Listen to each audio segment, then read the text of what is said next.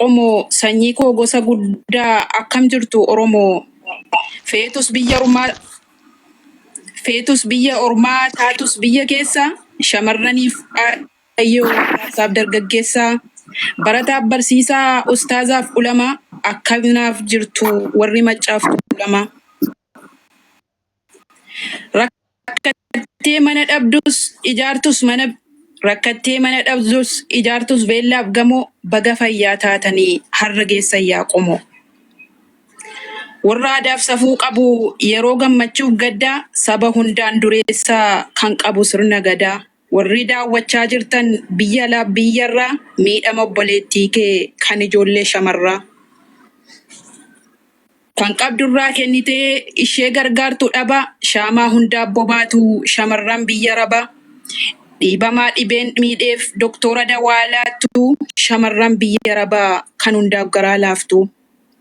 Shamarran biyya rabaa damdamattuu gidira garraamii garaa laaftu gargaartuu du'aaf jira.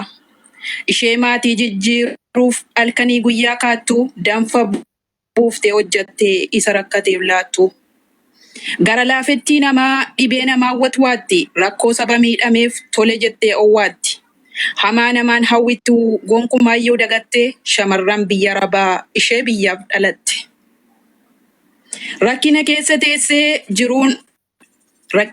teessee jiruun argaa qormaata waamicha sabaaf lammii dursa ishee xowwaata. Arjaa kan dhabeef laattu haadha yatiimaaf dhaba shaamaa hundaaf bobaatu shamarran biyya raba. Ishee jechuun beeki bar haadha rakkoo furmaata waamamtee kan owwaattu gaafa cinqiif qormaata kan beela'ee gargaartee afshir jettee tumsite haadha yatiima meeqaa imimmaan ishee qoorsite. Harmee rakkoon rakkimnaan jiruurra du'aaf joorte meeqabdii abdii ortee mar'imaan ishee soorte. Haadha dhala bulfachuuf daandii gubbaarra kaattu shamarran biyya rabaati isheen miskiinaaf laattu. Shaamaa hundaaf bobaatu ofii ishiitiif rakkata shamarran biyya rabaa ormaaf fira abdata. Haadha abbaaf jaartee jiruu isaanii tottolcha rakkataa fira dhabee rooba keessaa ol galcha. Isa daandii gubbaatti namni waamuun kadhata meeqatti mana jaartee eenyu galcheef galata. Dhibamaa dhibee baatee yaalaan maallaqa dhabe kan kufe hedduu kaaftee nama hamileen cabe. Daa'ima beela hamaan harmee waan gootu dhabde shamarran biyya rabaati kan dursa ishee qaqqabde. Qaama miidhamaa hedduuf ishee itaatu tumsa shamarran biyya rabaati inni hirmaatu dursa maatii harka qalleeyyiin fira rakkinaa ta'e meeqa shamarran keenyaan saaqqatee keessaa ba'e. Bornaaf darbaa abdiidhaan karoora dhibba baasaa ofii isheetii fi kuftee isa kufe ol kaasaa. Afshirsiif jiraa jettee kan rakkate gargaartee nama gaariif barbaaddii ofii isheetiif rakkatte. Huccuu qaamatti uffiftee kan beela'ee nyaachisaa dhibamaa dhibeen miidhee qarshii baaftee yaalchisaa. Namaaf godoo ijaartii ofiifuu homaan qabdu baankii rakkattootaati ishee rakkataaf cabdu. Gargaartuu firaaf ormaa kan akka ishee jiraare tumsa gargaarsa ishee meeqatti godoo jaare. Gara laaftuu ta'uu ishee ormaaf firaan hin beeknu ishee maatii rakkataaf inni waan qabu kennu. Waamnaan boodatti naftuu dursa hundaa owwaatti roorrifamaa jiraataa kan rakkate gargaarti. Kan beekuuf kan hin beekne miidhama isaan barbaaddu shamarran biyya rabaa ishee rakkataaf yaaddu. Qarshii baatiidhaan dhufuuf liqeeffattee hirmaatti namummaa namaa qofaaf isa rakkateef laatti. Isheen hoo garaa laaftii ormaaf firayyuun qabu garuu maaliif maatiin ishee du'aaf jiraa ishee dhabu.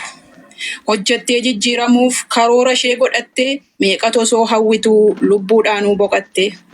Maatii koof jiruu tolchee bultii koo jaarasiichuu jettee waan dhibba yaadaa meeqa dhabamtee kichuu. Haadha ormaan hacuucamtee akka waan fira hin qabne amata kana keessaa shamarran meeqa dhabne.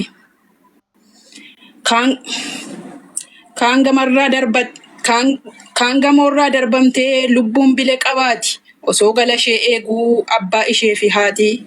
Kaan dallaalli gurgurraan achi buuteen dhabamte. Hojjattee jijjiiramuuf lubbuudhaanuu yakkamte.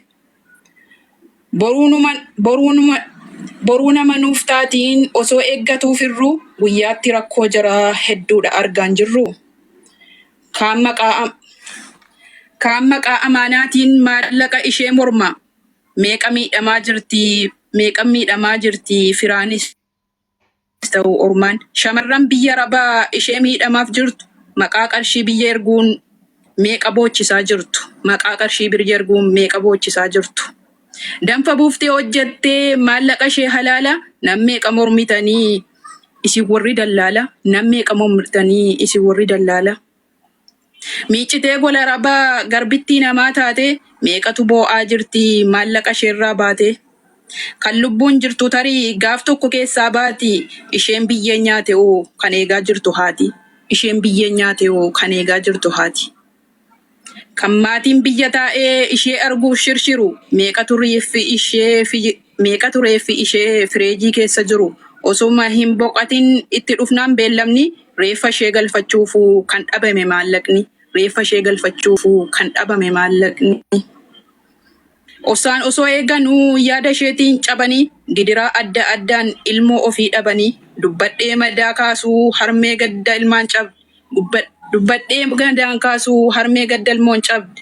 Kan fayyaan manaa baanaan du'a ishee arguu dhabdi. Kan fayyaan manaa baanaan du'a ishee arguu dhabdi. Garuu immoo maaliif sagaleen taatu miidhama obboleettii kee yeroo ishee waa miidhamtu sin dhukkubuu keessi kee. Yeroo ishee waa miidhamtu sin dhukkubuu keessi kee. Gaafa tumsaaf gargaarsaa yookaan geema taphachuu maaliif sagaleen taatu